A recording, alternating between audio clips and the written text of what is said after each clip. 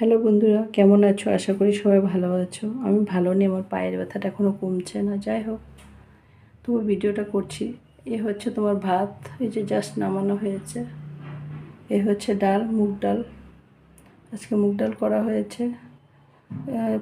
শুকনো লঙ্কা আর পাঁচফোড়নের সম্বাদ দেওয়া হয়েছে। নামানোর আগে ধনেপাতা, কাঁচা লঙ্কা চিড়ে দিয়েছি, হলুদ, নুন। আর এটা হচ্ছে তোমার শসার স্যালাড ডেলির মতন। আর এটা হচ্ছে পাবদা মাছের ঝোল, বেগুন আর বড়ি দিয়ে, কাঁচা লঙ্কা, জিরে, পেঁয়াজ, সামান্য একটু আদা, পাঁচফোড়ন, তেজপাতা সম্বার।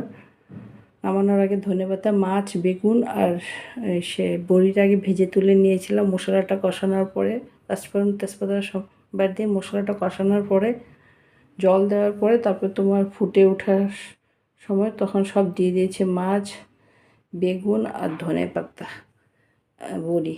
আগে দিলে একটু গলে যাবে তাই।